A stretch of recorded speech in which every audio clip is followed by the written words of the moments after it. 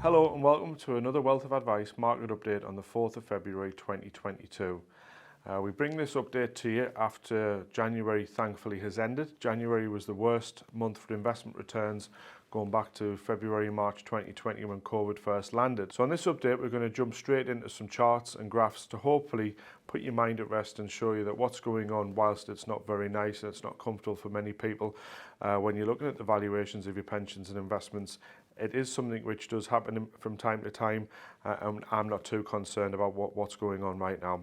The first graph that we pull up is the volatility index.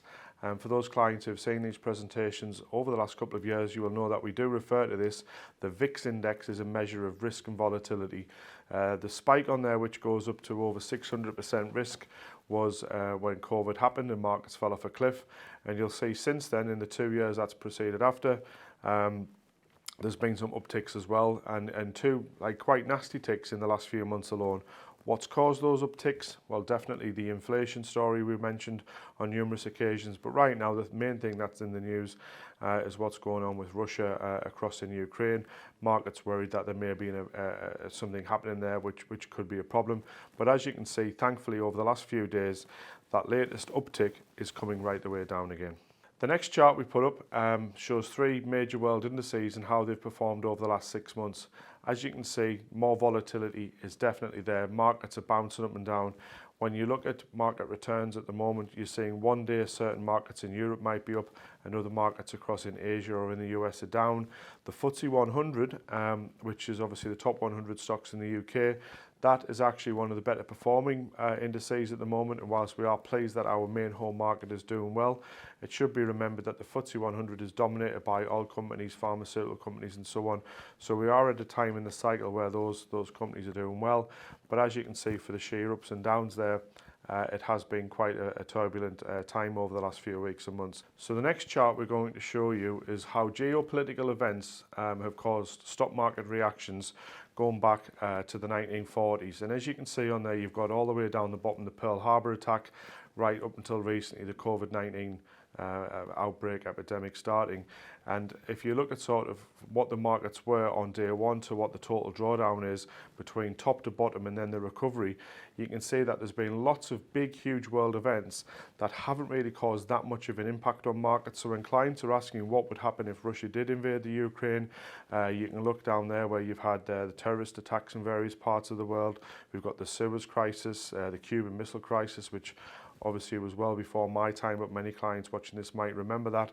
That didn't have that much of a big impact on markets, because eventually what will happen in lots of situations is both political powers will argue, will threat various things, but they'll ultimately come back from the brink.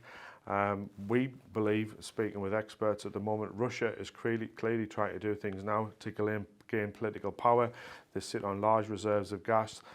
Gas prices are going through the roof, so they want to use this situation for their benefit. So hopefully it's not going to be a huge event, but if it is, as this chart shows, it shouldn't have that much of a long-term impact on markets. The next really cheerful and pleasant bar chart that we can show you now is what market corrections have happened since the end of World War II.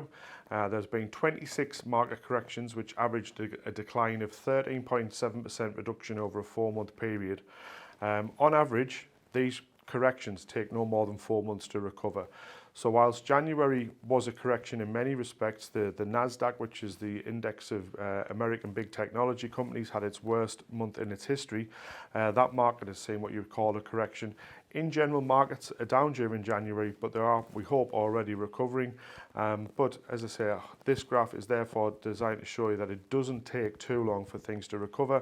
And for those clients who were with us during the February, March of 2020, in that situation, after the falls of COVID down to March the 27th, things picked back up, and by September, October time, most clients were back in a profitable position. So the third and final chart we're going to show now looks at how the Dow Jones Industrial average performed between 1935 and 1950. And the reason why we're putting this on is one or two clients asked, quite rightly, over the last few weeks, if there was a major war event, how would it have an effect on stock markets and what would my returns look like?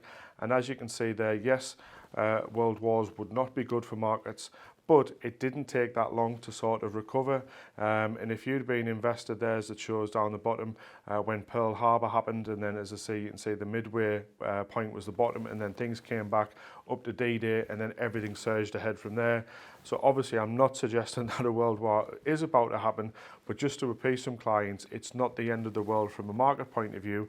Markets will always reach a bottom point when markets become a buying opportunity and then bounce back from there. And as I say, we've sorted this graph out, and as I say, I think it does show very well what actually happens. But one of the interesting sections of this chart is what's titled on there, the post-war blues. And if you look at what's happening now in markets, COVID came along, markets fell, governments around the world did massive stimulus packages to make markets bounce back and the economies be saved. Maybe now we're moving into a section of market territory which could be called post-COVID blues. What's going to happen in the world? Inflation's reared its head, interest rates are going up, but we're not in a situation now where we see huge job losses, companies going bust. I believe there's lots of reasons to be cheerful, and hopefully any post-COVID blues the markets see won't last too long. Obviously, past performance cannot be used as a guide to future performance. We know that, but looking at these historical graphs and tables and charts should hopefully give you some peace of mind and reassurance that we're not going to fall off a cliff and certainly never recover. Things will pick back up soon. The next graphs that we're going to put up, again, just reconfirm what long-term performance is of all these portfolios. And we're sitting talking to clients now, nobody's making a loss over 12 months. Yes, in the last few weeks things might be down, but when we look at returns over 3-5 years, things are still looking positive. And as I say, we don't have any plans to change any of our clients' portfolios. We're happy with the funds as to where they're invested. Again, look at long-term performance. There's a few charts flashing up there where we look at 5-year performance. It's good territory to be in for those clients, like I say, who have been invested for that period of time. But shorter term clients will be worried what's gone on in the last few weeks. But as I said, the data that we're reading and all the experts who are talking to us are suggesting that the rest of this year should be positive, provided the geopolitical risk across in Russia, the inflation figures start to come back down, and as I say, hopefully it ends up being positive. So now when we look at market performance over the last 5 years, the first graph we're going to put up shows how the S&P 500, the MSCI World Index and the FTSE 100 has performed over the last 5 years. And we've highlighted a specific circle there, which was the end of 2018 going into 2019. If people cast their mind back to this period, there was nothing bad happening in the world, nothing that you could feel that was going on. Obviously, right now we're feeling negative news stories coming to us again, whether it be the Russia story, which you mentioned, but obviously it has to be repeated that over the last sort of week, 10 days in the UK, the situation with Boris Johnson and what his future looks like is becoming more and more in the press. Last night, a lot of his key officials in Downing Street were either sacked or have resigned. Does that suggest we're going to get a change of Prime Minister? I'm not sure yet. I wouldn't like to put a bet either way as to what the outcome of that is, because he seems to be able to get away with saying what he wants when he wants, then apologise and move on. But that's going to cause market uncertainty. That's going to cause market fluctuations. We've got the situation in the UK where the price of everything seems to be going through the roof, and that's been hammered in the press the last few days, that the cost of energy, the cost of fuel, the cost of food, this is going to affect and hurt the end consumer. But let's not forget, that shouldn't bring the markets down, because in previous updates we were explaining that the UK consumer was sitting on something like an extra £200 billion of cash savings and reserves built up over the last 2 years of not spending money. So whilst those price increases are not good, they don't feel good, people are still going out spending money on new cars, on holidays, on big ticket items. That's still happening. So hopefully the UK economy will do well for the rest of this year. But jumping back to talking about this particular chart here, the circle that we've highlighted there, that was mainly caused by Donald Trump getting into a major argument with China, and trade wars were ensuing. And from September 2018 up to Christmas Eve, the US stock market fell by 19% over that 3-month period. Looking back at it, if you were to say when was the last time there was a big crash, obviously you remember COVID in 2020, but prior to that, most people would be hard-pressed to pick out those 3 months at the end of 2018 because the world felt good and everything was okay. But if you look at that and how markets went down, the dips that we're facing, I think it's a similar kind of situation where we are right now, where markets have gone up nicely during 2020 and 21. And as I say, at the far end of that graph there, you can see how it reached a lovely point, probably November 2021, and then things have come away down in the last few weeks. So long-term performance is still good. So the final graph and chart we're going to show today is one which Jordan has dug out for us this morning, which shows the rates of return on 3 different investment types going back to 1986.